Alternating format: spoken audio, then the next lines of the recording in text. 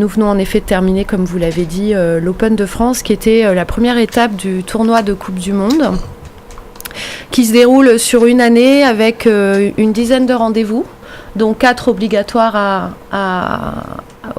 sur lesquels on doit être présent. Donc écoutez, une belle moisson de médailles sur cette compétition.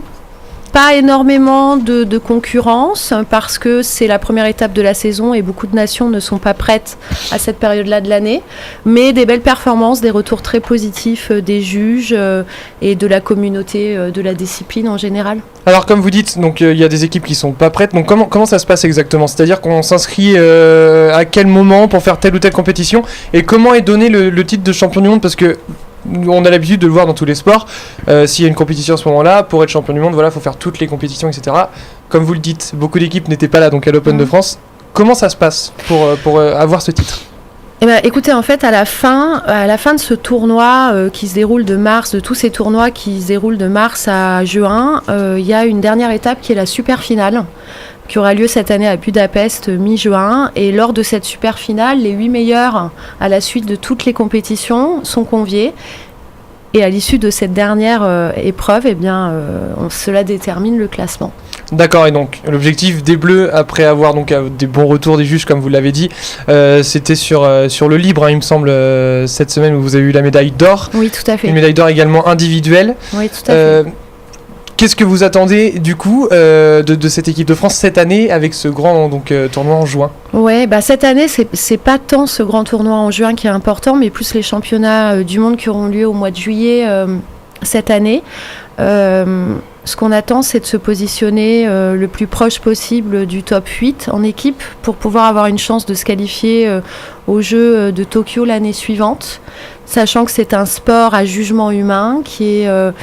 c'est compliqué d'avancer dans le classement, donc il faut vraiment se positionner d'année en année le mieux possible et tout a une influence sur tout en fin de compte. Donc les championnats du monde sont très importants. Bon, je vais laisser juste une question à Paul Biloquin qui voulait aussi vous poser des questions. Est-ce que le système est un petit peu le même qu'en patinage artistique où en fait la force d'une nation influence quelque peu les juges sur du coup le fait de regarder la Russie? On sait que la Russie est très forte et donc on sait qu'on va bien la noter, et la France qui commence à monter petit à petit, on va peut-être pas forcément la noter aussi bien que la Russie, même si elle fait un programme égal ou presque au même niveau. Oui, tout à fait. Alors la différence avec le patinage, c'est que le patinage, ils ont énormément évolué dans leur code de pointage et leur façon d'évaluer les épreuves. Nous sommes sur ce chemin, avec des nouvelles épreuves qui apparaissent, avec les hommes aussi qui sont rentrés dans la discipline et qui sont fortement pressentis sur l'épreuve du duo mix pour Paris en 2024. Donc c'est vrai que ça évolue avec un code de pointage qui s'affine de plus en plus, parce qu'on sait très bien que si nous n'améliorons pas ça, je pense que c'est un sport qui ne restera pas aux Jeux Olympiques à terme, parce qu'il n'est pas assez compréhensible pour le public. Donc c'est vrai que c'est difficile de bouger la hiérarchie, c'est très politique. Il y a beaucoup de lobbying à faire, il y a beaucoup de choses qui se passent aussi en dehors de la compétition. Ça fait partie du jeu. Maintenant, nous, ce qui nous intéresse, c'est de performer, et c'est le cas. On montre de vrais progrès vraiment visibles. Et donc, ça se ressent aussi dans les scores qui s'améliorent d'année en année. Mais c'est certain qu'on ne passe pas de la 8e à la première place, ça n'existe pas. On le rappelle, on est sur Dynamique Radio avec Julie Fabre, qui n'est pas capitaine mais entraîneur de l'équipe de France de natation synchronisée. On vient de parler donc un peu de tous les jugements, etc. Est-ce que du coup, de ce fait-là, on a connu Alexis, j'ai perdu son nom de famille en boxe, qui a eu beaucoup de mal à accepter certaines de ces excusez-moi, qui a connu beaucoup de défaites. Ouais. Qui était vraiment abusive, on va dire. Ouais. Est-ce que vous avez connu, vous aussi, étant donné que c'est du jugement humain, ce genre de regret, on va dire, par rapport à l'arbitrage ? Écoutez, honnêtement, non. Parfois, on ressent de l'injustice, mais c'est souvent à chaud. Et puis, moi, je n'ai pas l'œil du juge. Je suis entraîneur, même si j'essaye de m'en approcher, je ne suis pas juge. Un juge, il va s'installer sur sa chaise et il va voir la chorégraphie une fois, et souvent pour la première fois, et il va devoir mettre une note. il va en voir 30 pendant 3 heures et il va devoir mettre une note à chaque balai, les départager. Donc c'est extrêmement compliqué. Maintenant, c'est vrai que parfois, je trouve que des erreurs peuvent être faites par des grandes nations et ne sont pas forcément pénalisées. Ou en tout cas, elles seront pénalisées, mais de façon rétroactive et pas sur le moment. Moi, c'est ça que je trouve difficile, c'est de ne pas être jugé sur le moment. On est jugé par rapport à tout ce qu'on a fait avant, par rapport à ce qu'on attend éventuellement de nous. Mais on n'est pas vraiment jugé sur le moment. C'est pour ça que les épreuves évoluent, notamment avec des nouvelles épreuves, une épreuve qui s'appelle le highlight, avec énormément de portée. Là, ça marche ou ça marche pas, c'est très clair. Et si ça marche pas, à ce moment-là, la pénalité, elle sort. Il y a aussi des pénalités maintenant qui sont données, ce qui n'existait pas avant. Et elles sont données à quel moment, justement, ces pénalités ? Alors, les pénalités, elles sont données sur les éléments techniques. S'ils ne sont pas réalisés correctement, comme en patinage, il y a une épreuve technique avec des éléments imposés. S'ils ne sont pas réalisés correctement, alors on peut avoir un 0 ou avoir une grosse pénalité. Et ça sort. Hein. Et il y a même des très bonnes nations qui ont eu ce genre de problème. Donc voilà, donc c'est en évolution. Mais ça reste du jugement humain. Et ça, on ne pourra absolument rien faire pour l'occulter. Ça fait partie de la beauté du sport aussi. Oui, tout à fait, tout à fait. Est-ce que du coup, vous auriez des idées d'amélioration ? Vous avez dans la natation synchronisée depuis un certain temps maintenant, vous avez une vraie connaissance de ce sport. Est-ce que vous avez des idées pour essayer de l'améliorer, pour essayer peut-être de le montrer au grand public ? On parlera un peu plus tard du grand bain, bien sûr. Mais voilà, comment faire parler un peu plus de ce sport qui est en plus un art, puisque c'est magnifique à voir également des danses, on peut dire ça, des danses dans l'eau, quoi. Oui, tout à fait. Écoutez, moi, les idées que j'ai, c'est déjà de travailler avec un certain nombre d'entraîneurs d'autres nations sur la codification du jugement et notamment le critère de la difficulté qui est extrêmement complexe et les juges n'ont parfois pas complètement le savoir pour évaluer ce qui est très difficile ou pas. Donc ça, c'est des choses qu'on travaille. Après, je pense que c'est très important que les hommes rentrent dans ce sport et que ce soit reconnu et présent aux Jeux Olympiques, voire même pourquoi pas les faire rentrer dans les équipes et avoir des équipes mixtes avec des garçons et des filles. Ça nous permettrait d'accéder à autre chose chorégraphiquement et je pense qu'on pourrait vraiment apporter une dose de spectacle en plus.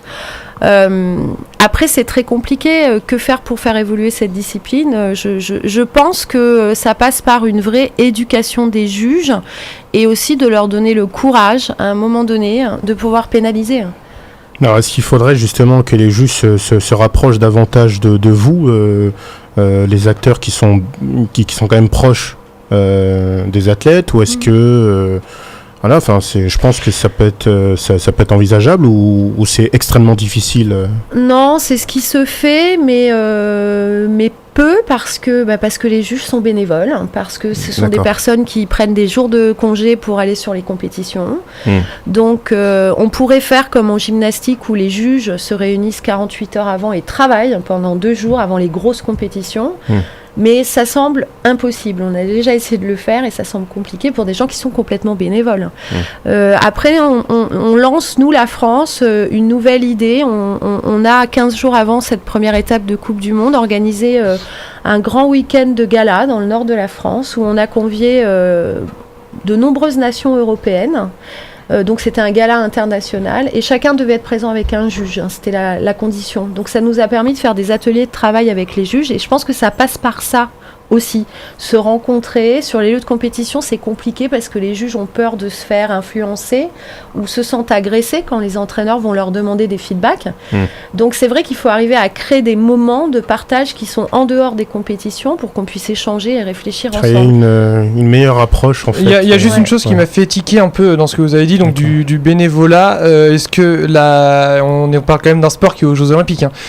Bénévolat pour un arbitre aux Jeux Olympiques, est-ce que ça fait pas un peu gros? Est-ce qu'il faudrait pas justement commencer par professionnaliser l'arbitrage? C'est une piste, en effet, ça se réfléchit, mais ça n'avance pas. J'ai pas l'impression que c'est un dossier qui avance.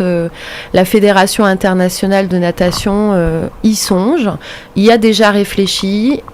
Pour le moment, ça se met pas en place. Oui, Maxime, tu avais une question aussi. Moi, j'ai une petite question, mais ça rejoint pas vraiment par rapport au juge. Vas-y, je t'en prie. Est-ce que quand on veut débuter dans la natation synchronisée, est-ce qu'il y a une durée, par exemple, par rapport à l'apnée qui est requise, qui est impliquée? Est-ce qu'il y a une durée où on vous demande, il faut sous l'eau, il faut que vous soyez... non, non. Non, absolument pas. Ah ouais, pas du tout. Absolument pas. Il faut évidemment être à l'aise sous l'eau, en apnée, ne pas ressentir l'angoisse, parce que c'est angoissant, ça peut être angoissant. Maintenant, si vous demandez à une nageuse synchronisée combien de temps elle peut rester sous l'eau en apnée, elle sera incapable de vous répondre, parce que les apnées se font en dynamique. Ouais, et c'est très rapide. Ouais, c'est ça. Donc c'est difficile d'évaluer un temps d'apnée statique, chose qu'on ne fait jamais. Non, il n'y a pas de temps d'apnée à réaliser quand on commence ce sport-là. Il faut savoir nager. C'est ça, juste nager. On ne vous demande pas, faut tenir tant de temps sous l'eau. Non, c'est pas. C'est vraiment par rapport. Faut savoir nager, il faut avoir des qualités de souplesse, clairement. Et il faut avoir le corps approprié, à savoir des grandes jambes. Avec une belle extension, ça c'est extrêmement important. Donc des années de gym sont un peu requises, c'est ça? Oui, il y a beaucoup de jeunes nageuses qui viennent de la danse ou qui vont venir de la gym, en effet, mais on peut aussi juste commencer par ça et puis y arriver très bien. D'accord. Juste avant de revenir un peu sur l'arbitrage avec Paul, la question justement que posait Maxime m'en a amené une autre. Comment on vient à faire de la natation synchronisée, parce qu'on se dit pas forcément quand on est petit, moi je veux faire ce qu'elles sont en train de faire les filles là, à la télé. Comment on y vient?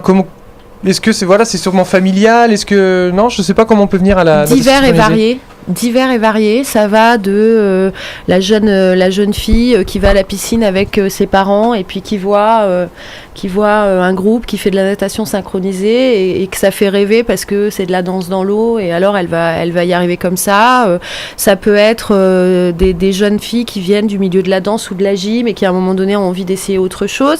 Après, ce qui se passe aussi, c'est que lorsqu'on apprend maintenant à nager, on passe le passeport de l'eau quand on est petit. Et ce passeport de l'eau oblige l'enfant à essayer toutes les disciplines. Donc il va devoir essayer le water polo, essayer le plongeon, essayer la natation artistique et essayer la natation course. Et donc c'est vrai qu'il y a des jeunes enfants qui bifurquent du coup vers ce sport parce que ça leur a plu d'essayer ça et ils connaissaient pas. Mais non, mais franchement il y a pas de profil type pour débuter cette discipline. Donc tout le monde peut le faire, c'est ouvert à vraiment tout le monde. Ah oui, c'est ouvert à tout le monde, ouais. Et ben n'hésitez surtout pas. Si même vous êtes à l'écoute de Dynamique Radio, vous pouvez aller voir dans votre piscine. Qu'il y a de plus en plus d'hommes qui s'essayent. En tout cas, on en reparlera un peu, mais il y a des hommes même plutôt marrants qui sont essayés en tout cas. Ouais. Moi, j'aimerais juste revenir une petite minute sur comment rendre ce sport plus attractif. Est-ce que, donc c'est plus du côté médiatique du coup, est-ce que vous êtes satisfait de faire partie des championnats du monde de natation avec la natation qu'on dit en grand bassin avec le crawl, le dos, tout ça, et le plongeon? Est-ce que ça vous sert ou plutôt est-ce que ça vous dessert justement d'être à côté de disciplines jugées plus attrayantes en tout cas? Déjà, basiquement, ça nous sert énormément d'être dans une grande fédération sportive parce que en termes de budget et en termes de fonctionnement, c'est évidemment extrêmement aidant d'être dans une grande fédération comme celle-là. Sur les grosses compétitions, on partage en effet avec les autres disciplines de la natation. Moi, je trouve ça plutôt intéressant parce que ça attire forcément un public qui, peut-être à la base, n'aurait pas été attiré par aller assister à ce genre d'épreuve, qui va peut-être venir pour voir de la natation, qui va peut-être venir pour voir du plongeon, et puis qui va se dire, tiens, y a ça aussi dans le programme, pourquoi pas y aller? Et puis surtout, on bénéficie de la couverture médiatique des autres aussi. C'est-à-dire qu'il y a beaucoup de médias qui se déplacent pour la natation, beaucoup, et qui donc, par la force des choses, vont venir se déplacer sur nos épreuves également. Donc pour moi, c'est du gagnant-gagnant qu'on soit ensemble. Ouais. Oui, Alessandro. Oui, effectivement, j'ai vu que vous aviez aussi votre sœur qui était nageuse synchronisée. Oui. Est-ce que le fait d'avoir quelqu'un de sa famille aussi proche, c'est un atout? Mais est-ce que c'est pas aussi un inconvénient? Parce que c'est aussi... est-ce que vous vous entraînez ensemble? Comment ça se passe? Ah non, alors ma sœur a 5 ans de moins que moi, donc D'accord. Elle a commencé après moi. Oui. On n'a absolument pas été en équipe de France ensemble. On a été décalés par rapport à nos années de pratique. Donc non, pour moi ça a toujours été plutôt très agréable d'avoir ma petite sœur dans mon sillon et de pouvoir la soutenir. Mais je vous dis, on n'a vraiment pas partagé les mêmes catégories d'âge, donc on n'a jamais été en concurrence. Ça a plutôt été un beau partage que de pratiquer la même discipline. Alors, on parle d'âge justement, et c'est plutôt intéressant parce que j'ai ce ressenti qu'avec les gymnastes, vous êtes quand même assez proches, étant donné que les filles qui font partie de l'équipe de France ont l'air plutôt jeunes. Est-ce qu'il y a un âge, quelle est à peu près la tranche d'âge pour pouvoir faire partie de ce genre de sport, en tout cas au très haut niveau ? Écoutez, actuellement à l'INSEP, l'âge des nageuses varie de 16 à 26 ans. Donc c'est très jeune. Donc c'est jeune, ouais, c'est jeune, ça, c'est de plus en plus jeune, hein, on devient meilleur de plus en plus jeune. Donc à côté de ça, il y a des très grandes athlètes qui ont été présentes sur les Jeux Olympiques à 40 ans. Donc je crois qu'il n'y a pas vraiment de règles. Maintenant, ce qui est certain, c'est que c'est un sport qui évolue très vite, qui est devenu extrêmement complexe, très athlétique, qui demande, pour être vraiment dans le haut niveau, de s'entraîner au moins 8 heures par jour.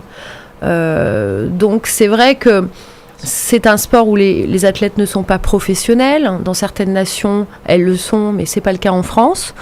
Donc il y a un vrai souci aussi de son avenir et de le construire et de faire des études et de préparer la suite. Donc c'est plutôt ça qui est freinant dans l'âge, quoi. C'est pour ça que les filles elles restent pas au-delà de 30 ans. Ouais, c'est du bénévolat, c'est compliqué après, on veut avoir une vie de famille, etc. C'est toujours compliqué. plus dur. C'est un sacerdoce, ouais. Et vous, qu'est-ce qui vous a fait du coup rester de votre point de vue de devenir entraîneuse Entraîneur, on va garder ça, ouais. D'accord. Il y a énormément de débats en ce moment sur l'égalité homme-femme, qui est bien sûr, voilà. Qu'est-ce qui vous a fait rester du coup ? Parce que vous êtes bénévole également ou vous gagnez quand même votre vie à entraîner cette équipe de France ? Ah oui, moi je suis... Oui, donc vous non, je ne suis pas bénévole. Je ne suis pas bénévole. Je suis fonctionnaire, moi. J'ai un professorat de sport. Donc je suis fonctionnaire du ministère de la Jeunesse et des Sports, détachée sur la Fédération française de natation. Et ce qui m'a fait arriver à devenir entraîneur, c'était pas forcément ce que j'avais envie de faire au départ. Mais c'est juste de réaliser que c'est très agréable de transmettre sa passion à d'autres et de les accompagner sur leur route pour vivre des expériences extraordinaires telles que les Jeux Olympiques. Voilà ce qui m'a donné envie de faire ce métier. Yacine, je voyais que tu voulais répondre. Oui, j'ai une petite question. Vous avez confié au magazine Les Sportives que la natation n'est pas la natation synchronisée n'est pas un spectacle, c'est un sport. Est-ce que vous trouvez encore qu'aujourd'hui les gens, beaucoup de personnes en tout cas, jugent la natation synchronisée, estiment que ce n'est pas encore un sport et que ça reste juste du spectacle.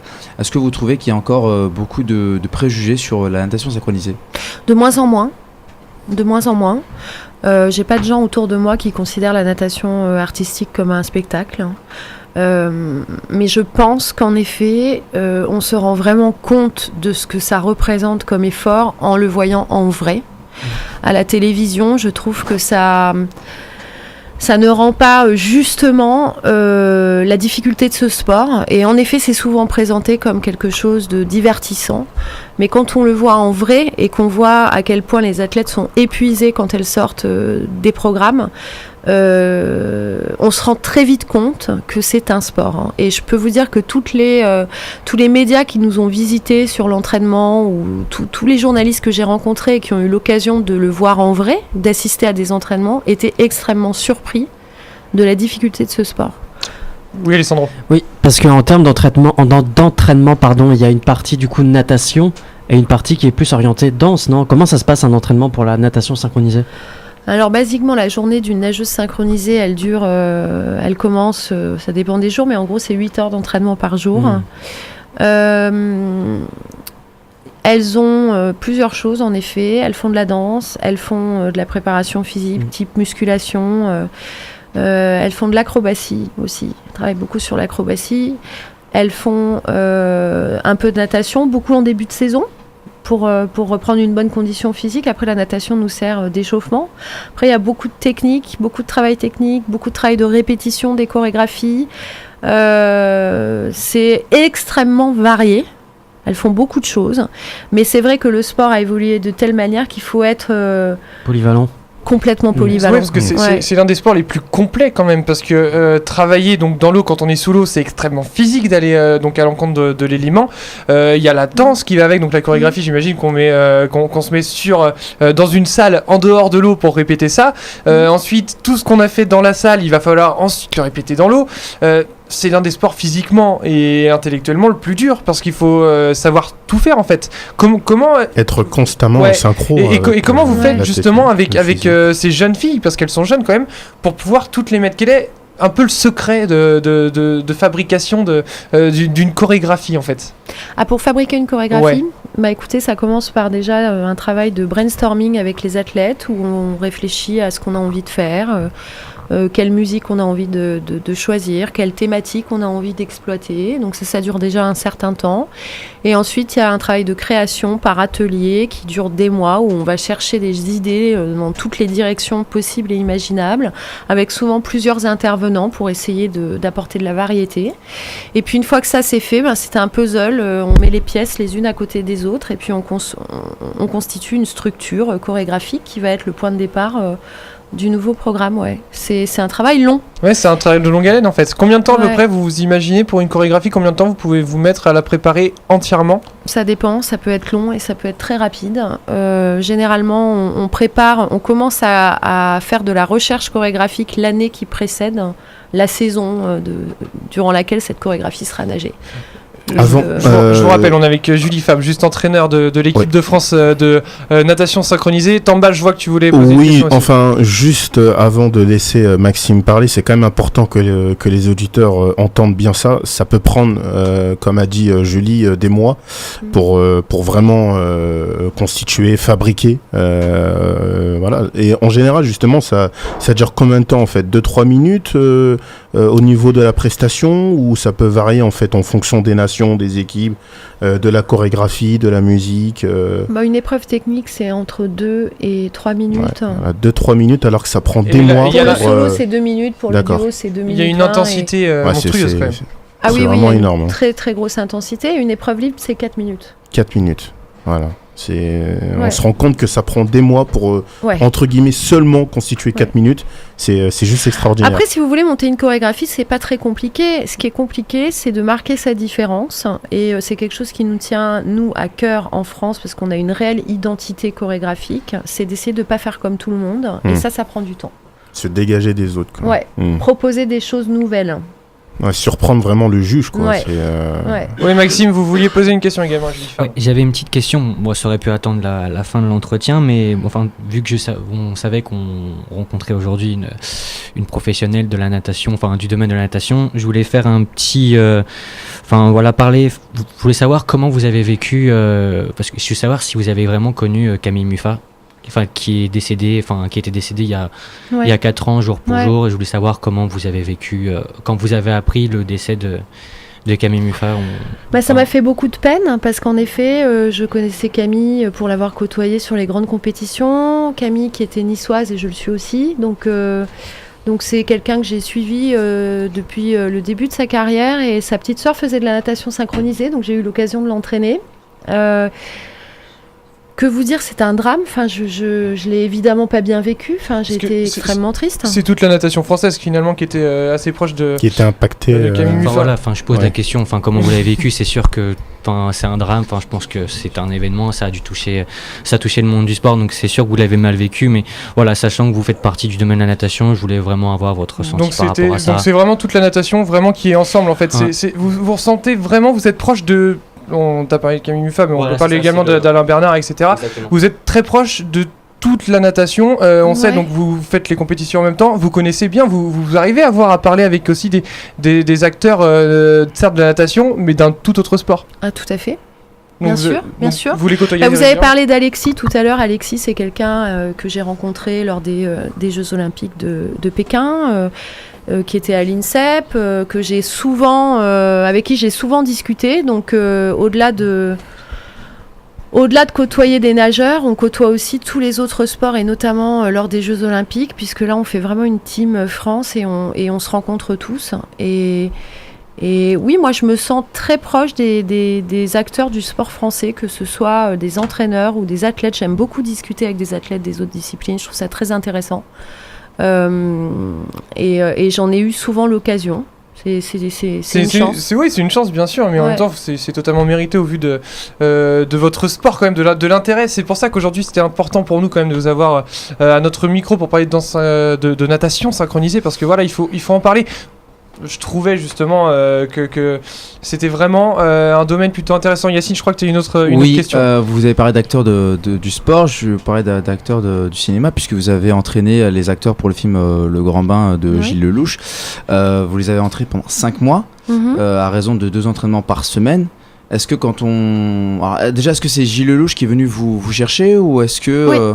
Donc, est-ce que dès il vous a proposé le projet, vous avez dit non mais ça marchera jamais, 5 mois c'est pas assez, ou est-ce que d'emblée vous avez dit bon bah ces mecs-là je vais pouvoir en faire des professionnels, parce qu'à la fin, la chorégraphie a été longuement travaillée. Ce ne sont pas des cascadeurs, c'est vraiment les acteurs qui font cette chorégraphie.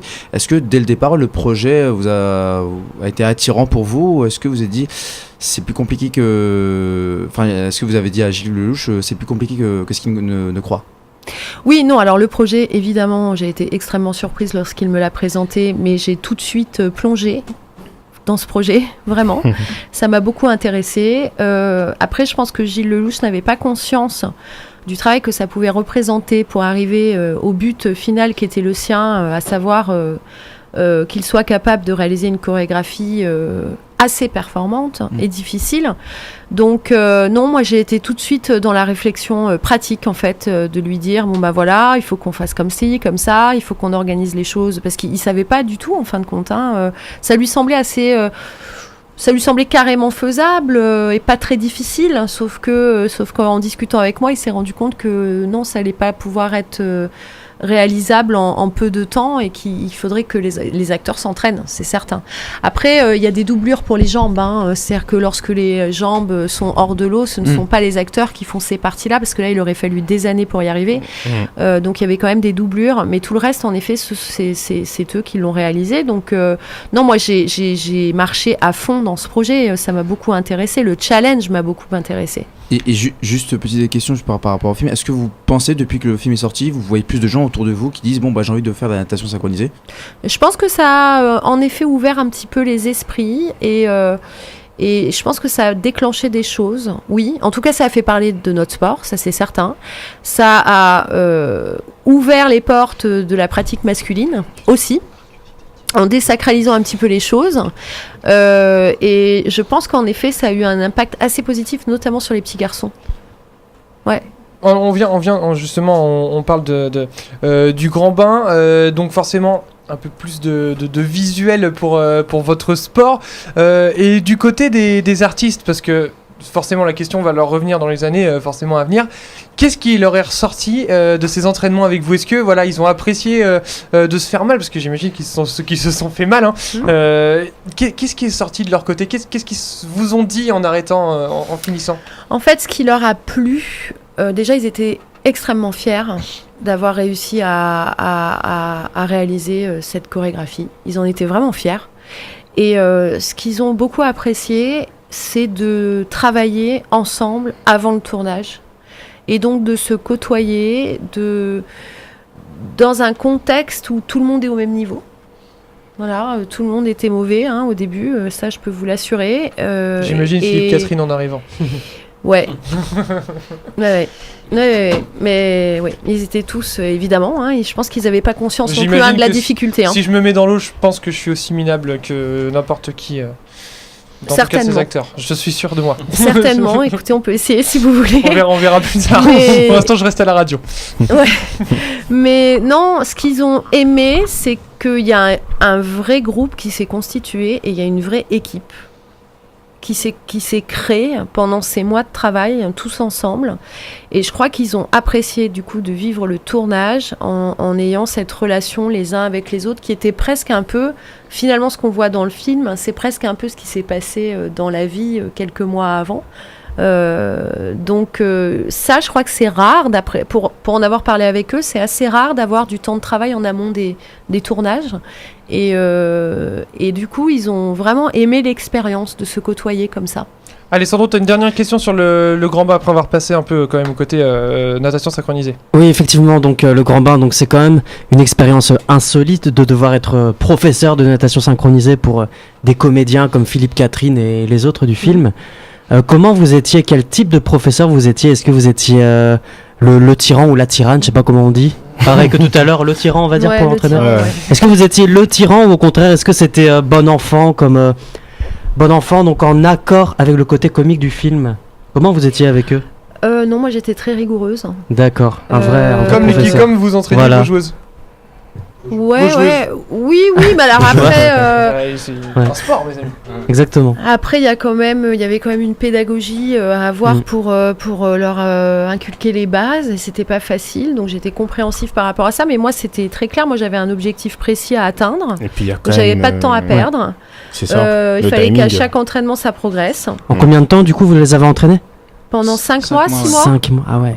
Ouais. 2 entraînements par semaine, vous avez confié. En moyenne, ouais. Mais au début, je les ai pris par petits groupes. Au début, j'ai commencé avec des petits groupes pour leur apprendre la chorégraphie que j'avais montée avec l'équipe de France. Et puis petit à petit, on a joint les groupes et puis on a terminé tous ensemble. Mais j'ai d'abord travaillé par petits groupes pour justement éviter l'effet de collectif un petit peu... c'était quand même un groupe particulier avec des sacrées personnalités. Alban Ivanov sur un plateau, je suis sûr que...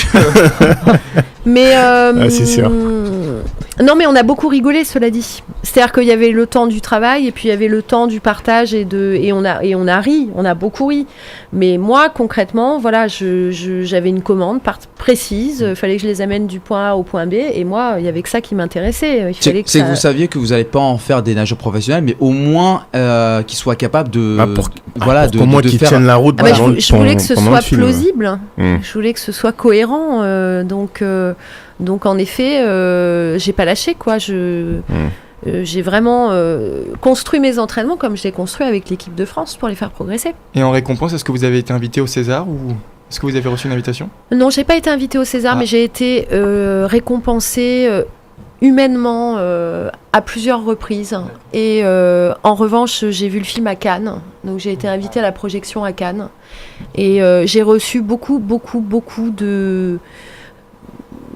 de reconnaissance, énormément de reconnaissance de Gilles Lelouch et de toute l'équipe de production et des acteurs. Je ne m'attendais pas du tout à ça. On a parlé un peu du grand bain, on va pas vous garder beaucoup plus longtemps. Juste une question, vous avez parlé tout à l'heure, ce qui était intéressant, vous avez fait travailler donc les acteurs en amont. Vous, avec votre équipe également, j'imagine, donc énormément de travail en amont. Est-ce que y a quelque chose dans ce sport qui fait que les filles sont encore plus proches? Parce que j'imagine que il faut absolument être proches les unes des autres pour pouvoir réussir à la fin à faire une telle chorégraphie devant un jury et devant un public. Comment ça se passe dans le groupe? La cohésion, vous voulez dire? Ouais, tout à fait. Ok. Écoutez, déjà la chose la plus importante de tout, c'est d'avoir envie d'aller au même endroit. Donc d'être guidé par le même objectif et d'y croire. Donc ça, c'est quelque chose qui se réfléchit entre nous, entraîneurs et nageuses. Maintenant, nos objectifs sont extrêmement clairs, à savoir de se qualifier à Tokyo en 2020 et d'aller remporter une médaille à Paris en 2024. Là-dessus, on est complètement calé. Donc, écoutez, oui. Chez nous? Oui, tout à fait, chez nous. Est-ce que ça vous donne encore plus de... Voilà, je voulais y venir à Paris 2024. Est-ce que ça donne une rage encore plus forte, celle de battre tout le monde, quoi? Oui, en tout cas, ça met des étoiles dans les yeux et puis ça fait avancer tous les jours, même quand c'est pas facile. Et je pense que ça permet aux athlètes de supporter ce qu'elles endurent parce que c'est difficile, vraiment. Et ça va être difficile pendant de nombreuses années pour y arriver. Donc oui, en effet, mais je voulais revenir sur ce que vous m'avez dit tout à l'heure. La cohésion d'équipe. L'important, c'est d'avoir un objectif commun et qui soit ambitieux, mais atteignable. Mais c'est atteignable une médaille? C'est atteignable, c'est très ambitieux. Bien sûr. Mais c'est atteignable. Ouais. Et puis ça ferait plaisir, je pense. Ça serait une belle récompense en tout cas. Ouais, et ça ferait plaisir à énormément de monde, et justement ça pourrait donner un vrai flash à ce sport qui le mérite amplement. Merci d'avoir été avec nous, Julie Merci Favre. beaucoup de m'avoir reçu. Entraîneur, on le rappelle, de l'équipe de France de natation synchronisée, pour ceux Merci qui nous à vous. rejoignent maintenant. Non mais si, c'est important de le rappeler. Merci à à toute l'équipe en tout cas d'avoir réagi, et puis on espère que ça vous a plu. On va récupérer Tamba en tout cas, on va parler de sport maintenant plus en général. Le football est passé. Tamba, je te redonne la main et puis je vous retrouve dans quelques instants, messieurs.